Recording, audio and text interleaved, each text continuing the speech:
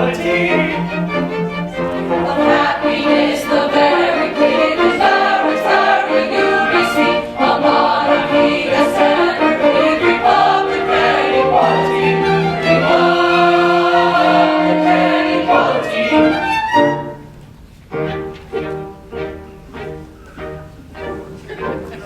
With absolute equality, who you can order right and left with absolute impunity, who put their subjects at their ease by doing all they can to please, and thus to earn their bread and cheese seize every opportunity, and thus to earn their bread and cheese seize every opportunity. We act in perfect unity. We act in perfect unity.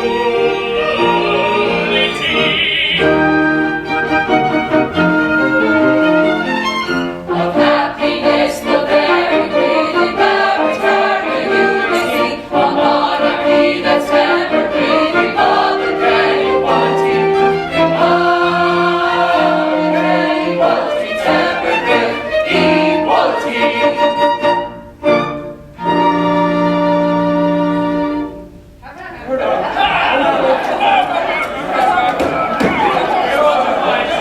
Expressions of satisfaction and good feeling.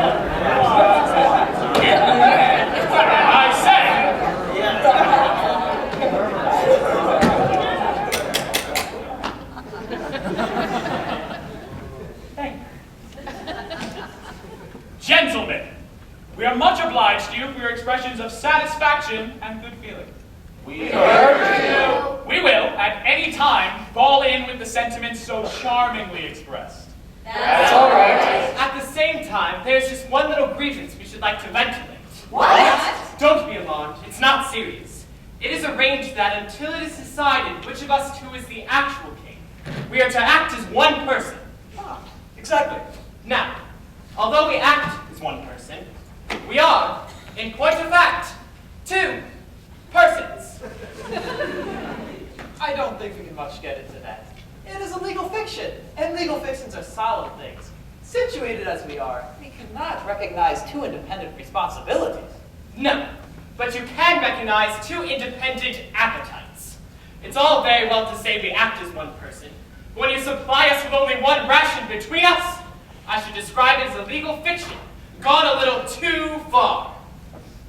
It's rather a nice point. I don't much care to express an opinion offhand. Suppose we reserve the matter for an argument before the full court. Yes, but what are we to do in the meantime?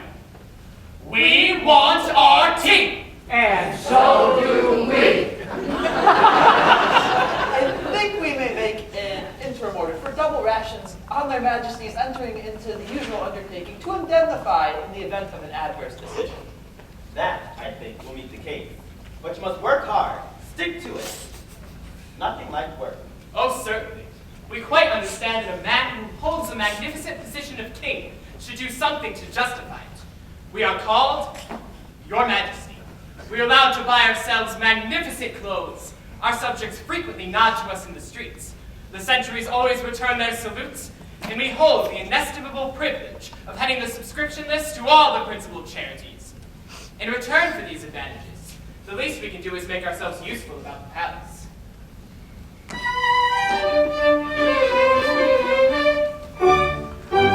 Rising early in the morning, we proceed to light the fire.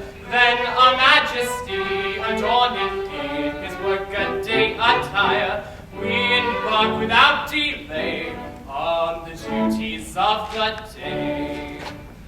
First we polish off some batches of political dispatches, then foreign politicians circumvent.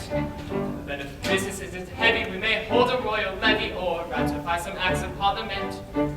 And we probably review the household troops with the use of shana-hoops and shana-hoops, or receive a ceremonial in state, an interesting Eastern potentate. After that we generally go and dress up at his belly. It's a rather nervous duty, he's a touchy little man. Write some letters literary to our private secretary. He's shaky in his spelling, so we help him if we can. Then a few of cravings go down and order dinner, then we polish the regalia and the coronation plate. Spend an hour titivating for our gentlemen in waiting while we run on little errands for the ministers of state. Oh, philosophers we sing of the troubles of the king, and the duties are delightful and the privilege is great. But the privilege and pleasure that we treasure beyond measure is run on little errands for the ministers of state. Oh, philosophers may sing of the troubles of the king, and the duties are delightful, and the privilege is great, and the privilege and pleasure that we treasure beyond measure is to run on little errands for the ministers of state.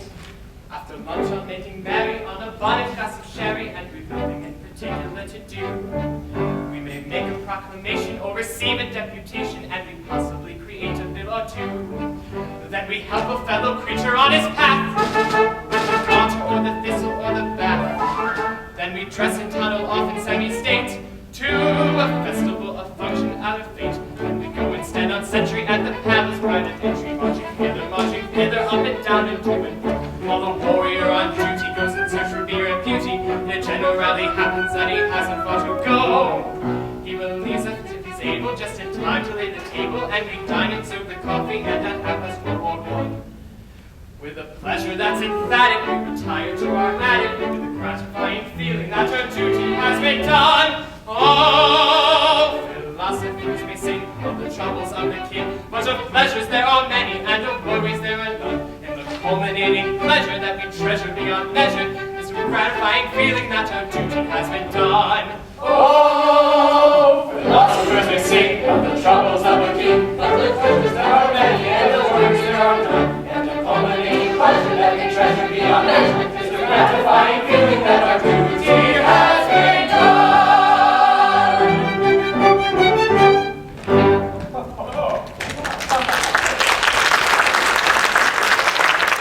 Yes, it really is a pleasant existence. They're all so kind and considerate. You don't find them wanting to do this, or wanting to do that, or saying it's my turn now. No. They let us have all the fun to ourselves, and never seem to grudge it. It makes one feel quite selfish, almost as if we're taking advantage of their good nature. How nice they were about the double rations. Indeed. There's only one thing holding us back from perfect happiness. And that is? Our dear little wives we left behind us 3 months ago. Yes. It is dull without female society. We can do without everything else, but we can't do without that. And if we have that in perfection, we have everything. There is only one recipe for perfect happiness.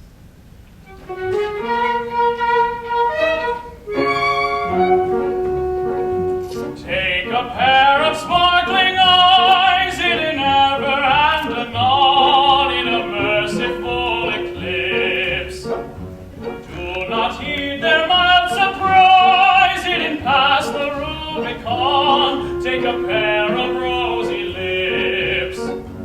Take a figure trimly planned, such as admiration bets. Be particular in this. Take a tender little hand, fringed with dainty fingerets. Press it in parenthesis.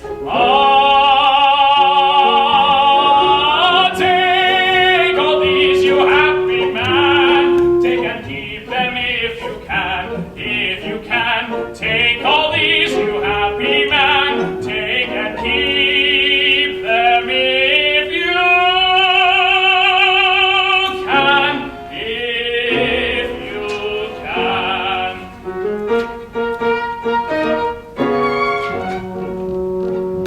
Take a tender little cot, quite a miniature affair, hung about with trestle fine. Furnish it upon the spot with the treasures rich and rare I've endeavored to find. Live to love and love to live, you will ripen at your ease, growing on the sunny side. Fate has nothing more to give. You're a dainty man to please. If you're not satisfied, not satisfied.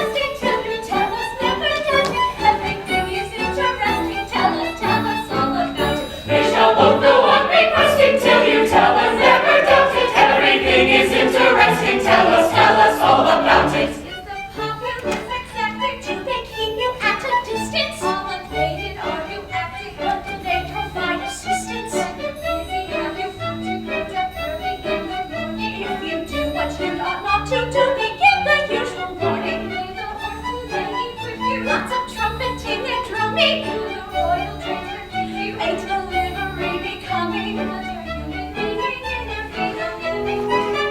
To the medium wine for dinner, peaches, sugar, plums, and ices. We shall both go on requesting till you tell.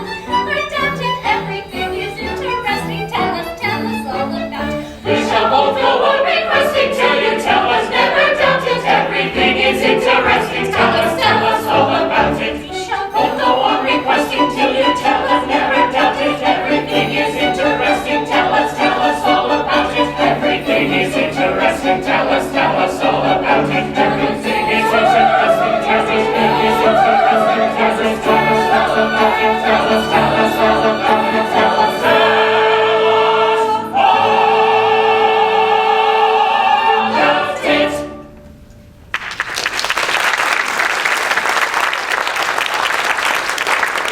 Such a delightful surprise. Yes, we thought you'd like it. You see, it was like this. After you left, we felt very dull and mopey. And the days crawled by and you never wrote. So at last I said to Oneonta, I can't stand this any longer. Those two poor monarchs haven't got anyone to mend their stockings, or sew on their buttons, or to patch their clothes. At least, I hope they haven't. So let us all pack up a change and see how they're getting on. And she said, done. And they all said, done. And we asked old Jacopo to lend us his boat, and he said, done. And we crossed the sea, and thank goodness that's done. And here we are, and I've done. And now, which of you is king? And which of us will be queen? That we shan't know until nurse turns up. But how shall we celebrate the commencement of our honeymoon? Gentlemen, will you allow us to offer you a magnificent banquet?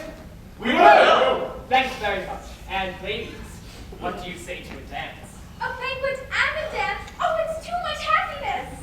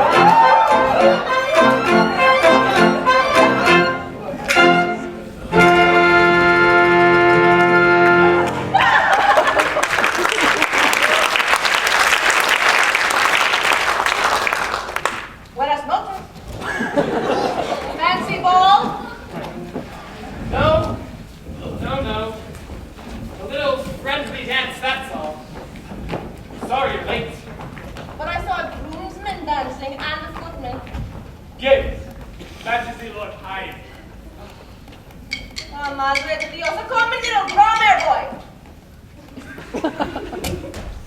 No. That is the Lord High Drummer Boy.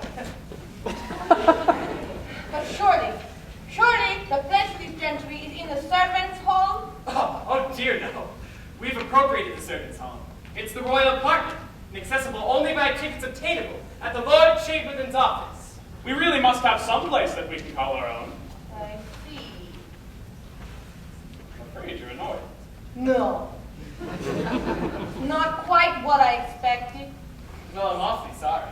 So am I. But, can I offer you anything after your voyage?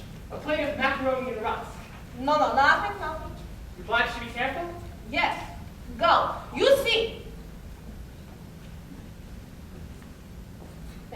In every court, there are distinctions that must be observed. There are there? Of course. You wouldn't have a Lord High Chancellor playing leapfrog with his own cook. Why not? Why not? Because a Lord High Chancellor is a personage of great dignity who should never, under any circumstances, be put in a position to talk in his company except by members of his own rank. A Lord High Archbishop, for instance, might tell a Lord High Chancellor to talk in his company, but not a cook, gentlemen, certainly not a cook. But not even the Lord High Cook. My good friend,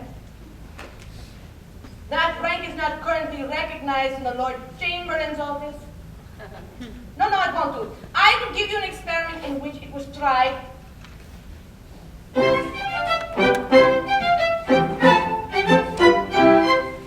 lived a king, as I've been told, in the wilder working days of old, where hearts were twice as good as gold, and 20 times as mellow.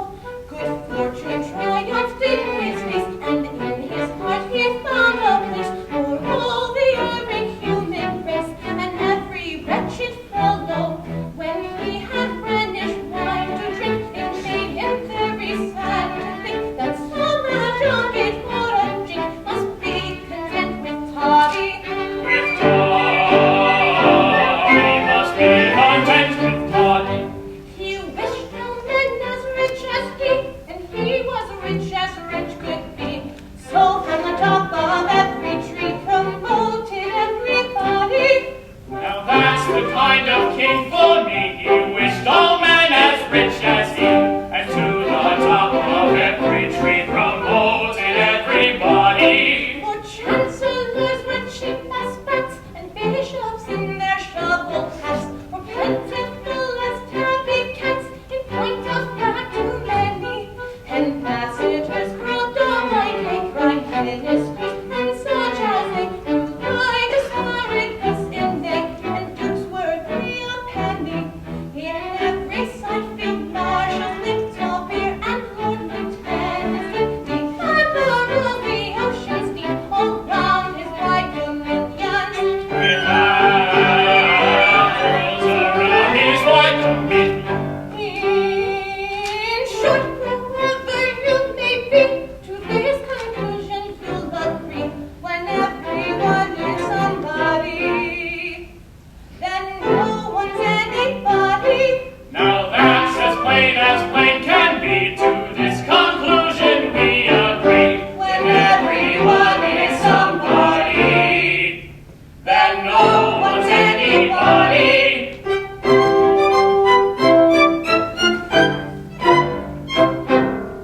Now, I have important news to communicate.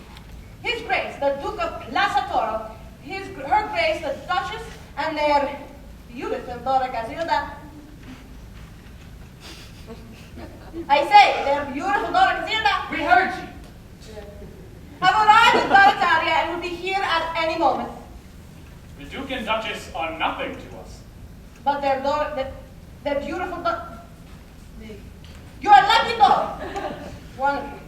I think you're a very incomprehensible old gentleman. No, not a kid, not a... I'll explain.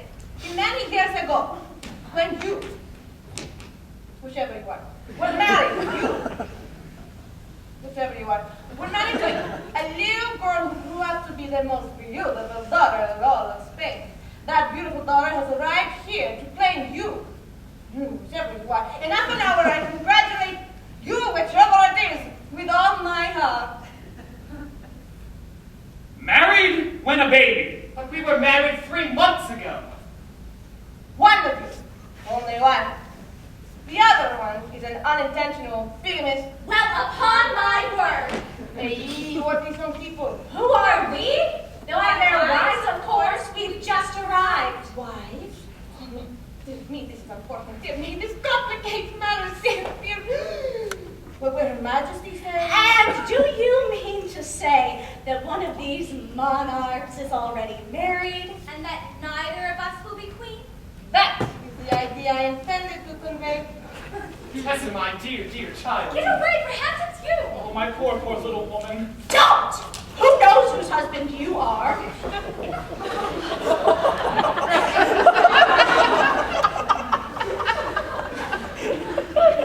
Why didn't you tell us about it before we left Venice? Because if I asked, no earthly temptation would tempt these two to leave such beautiful and extremely fascinating young ladies. There's something in that. I might make mention that you won't be kept long in suspense, since the old lady who's the nursemaid to the royal child is at present in the torture chamber awaiting me to interview her. Poor old girl. Hadn't you better go put her out of her suspense? No, there's no hurry. She's all right. She has all the illustrated papers. However, I will go interview her. And in the meantime, may I suggest you two should keep the propriety as regarding yourselves as single young ladies. Good evening. Well, here's a pleasant state of things. Delightful. One of us is married to 2 young ladies, and nobody knows which. And the other is married to 1 young lady who nobody can identify. And one of us is married to one of you, and the other is married to nobody. But which of us is married to which of you and what has become of the other? I can explain. 2 husbands have managed to acquire 3 wives. 3 wives. 2 husbands. That's 2/3 of a husband to each wife. My good sir, one cannot marry a vulgar fraction. You've no right to call me a vulgar We are fraction. getting rather mixed. The situation is entangled. Let's try and comb it out. In a contemplative fashion and a tranquil frame of mind, free from every kind of passion, some solution let us find. Let us grasp the situation, solve the complicated plot. Quiet calm deliberation disentangles every knot. In a contemplative fashion and a tranquil frame of mind, Are you victim to a Cupid mortal married? That is clear. He's particularly stupid, statistically, he's a dear. to John that I was fated, I should prove it in a trice. Though her charms are overrated, still I own she's rather nice. I protest so when the victim fell. She's what is called a silly, still she answers pretty well. She's a silly, still she answers pretty well. Now when we were pretty babies, someone married us, that's clear. And if I can catch her, we'll pitch her and catch her and set her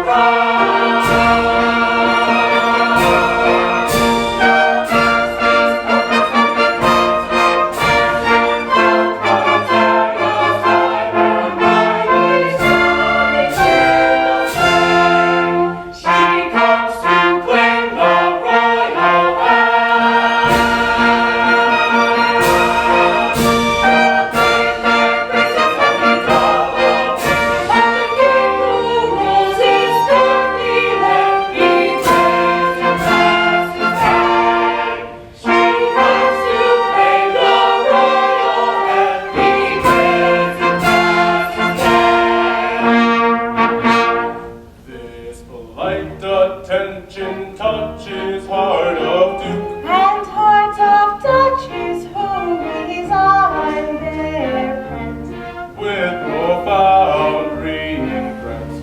She of beauty was a model. With a tiny tittle, tuttle, and at 21. She's excelled by none. At 21. She's excelled by none as 21. She's excelled by He comes to claim the royal hand. To claim the princess when he double in her king rules is swiftly, then he takes it as his hand. Be good enough to inform His Majesty that His Grace, the Duke of Positoro, Limited, has arrived and begs Demands. and demands an audience. And now, my child, prepare to receive the husband to whom you were united under such interesting and romantic circumstances.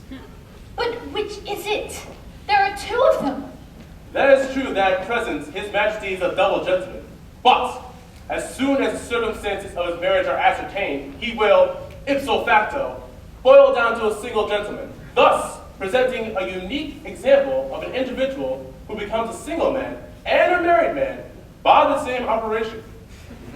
I have known instances in which the characteristics of both conditions have existed concurrently in the same individual.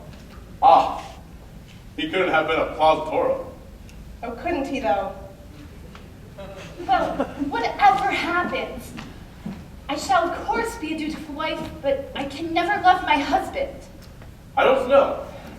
It's extraordinary what unprepossessing people one can love if one gives one's mind to it. I loved your father. My love, that remark is somewhat uncalled for, I believe. Rather cruel, perhaps. A little hard, I venture to believe. It was very difficult, my dear, but I said to myself, that man is a duke, and I will love him. Several of my relations bet me I couldn't, but I did, desperately.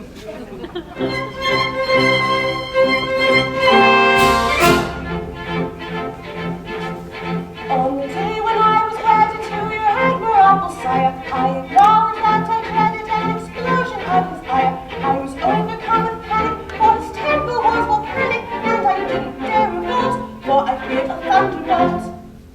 I was always very wary, for his fury was ecstatic, his refined vocabulary most unpleasantly emphatic. To the thunder of this slaughter, I knocked under like a water. When intensely he was fuming, I was gently unassuming. When reviling me completely, I was smiling very sweetly. I was smiling very sweetly, very sweetly, leaving him the very best and getting back the very worst. That is how I tried to take a great progenitor first, leaving him the very best and getting back the very worst. That is how I tried to take a great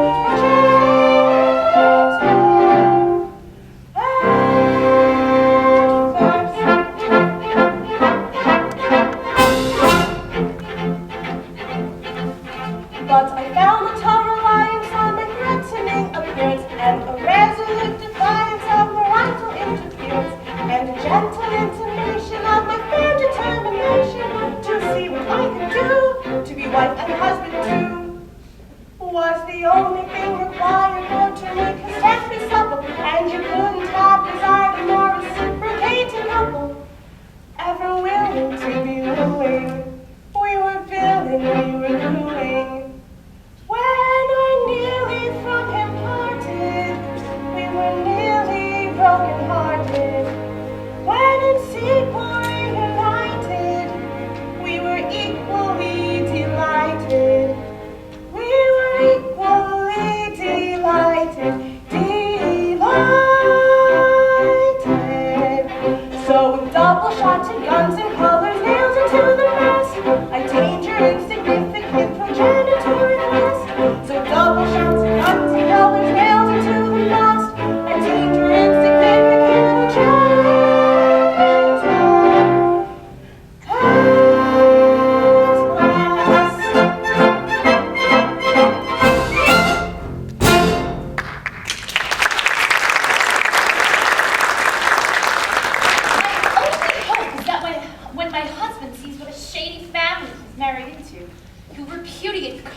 act altogether. Ah, their majesties. The Duke of Positano, I presume. The same. Allow me to present. The young lady one of us married. Gentlemen, I'm the most obedient servant to one of you.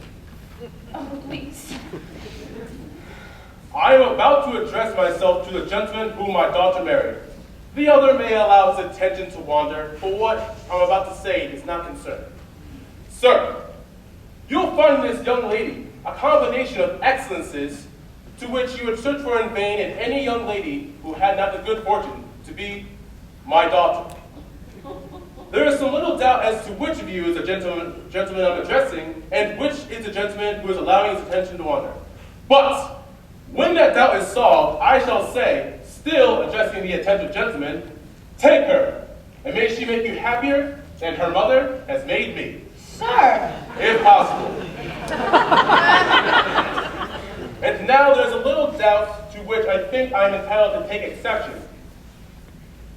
I come here and state with her Grace, the Duchess, and Her Majesty, my daughter, and what do I find? Do I find, for instance, a guard of honor to receive me? No. No. The town illuminated? No. No. Refreshment provided? No. No. The royal salute fired? No. No. Triumphal arches erected? No. No. The bell set ringing? No. Yes! One. The visitors. And I ring it myself. It is not enough. It is not enough! Upon my honor, sir, I'm very sorry. But you see, I was brought up in a gondola. And my ideas of politeness are taking off my cap to passengers when they tip me. That's all very well in its way, but it is not enough. I could take off anything else. In reason. But a royal salute to my daughter? It costs so little. Papa, I don't want a salute. You see, when we find out which of us is the actual king, she shall have as many salutes as she likes. And as for royal guards and triumphal arches, you don't know our people. They would not stand for it. Oh, they're very offhand with us, very offhand indeed. Oh, but you mustn't allow that. You must keep them in proper discipline. You must impress your court with your importance. You want deportment, carriage. Oh, we've got a carriage.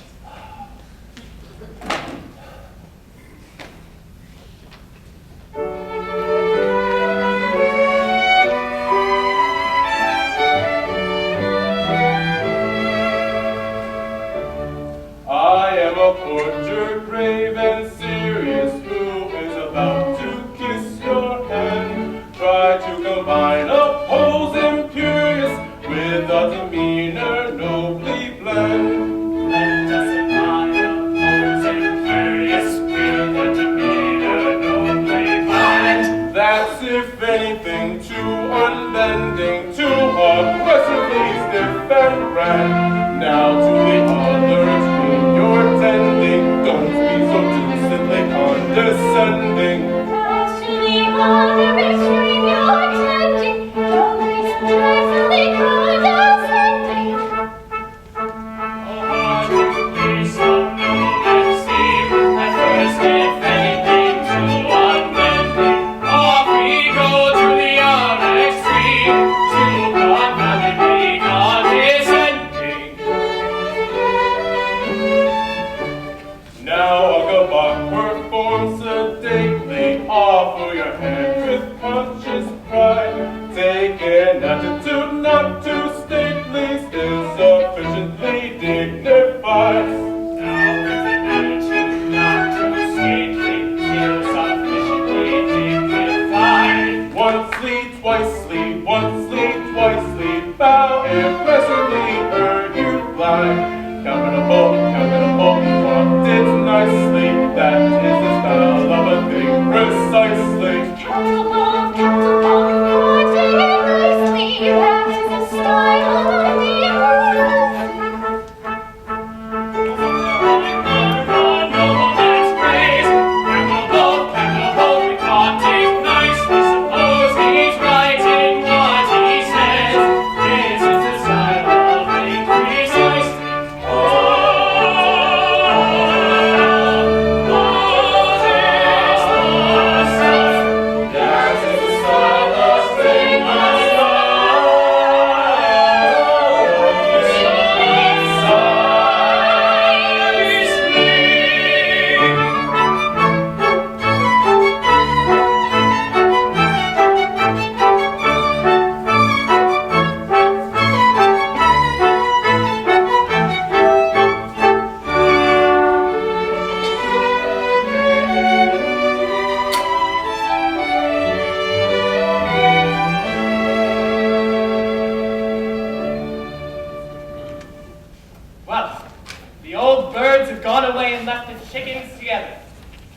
That's called tact. Indeed. But we really ought to tell her our situation. It's not fair to her. Why don't you do it? I'd rather not. You. Madam, that is, one of us, Gentlemen, not knowing I was married in infancy, I'm head over ears in love with somebody else. Our case exactly. We are over head and ears in love with someone else too. Why? With our wives. Your wife? Then you were married? It's not our fault. We knew nothing about it. We are sisters in misfortune. My good girls, I don't blame you. But only before we go any further, we must arrive at some arrangement, or we will get hopelessly complicated. Here is a case of precedent. Here are king and queen of song. Ever since marriage was first invented, never was known a case so hard. I may be said to have been bisected by a profound catastrophe. Through a calamity unexpected, I'm divisible into three. I may be said to have been bisected. I am divisible into three. Through a calamity, I am divisible into three. Among us all, how can you call marriage a stage of unity? When excellent husbands are bisected, once indivisible into three. Among us all, how can you call marriage a stage of unity? More or less all, how can you call marriage a stage of unity? More or less all, how can you call marriage a stage of unity?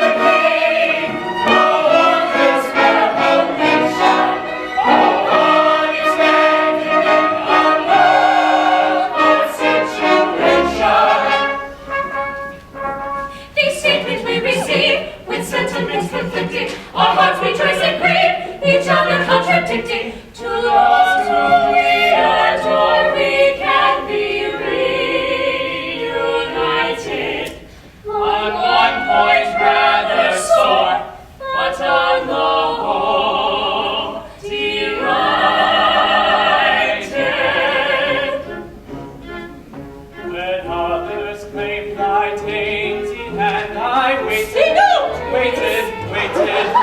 As prudent, so I understand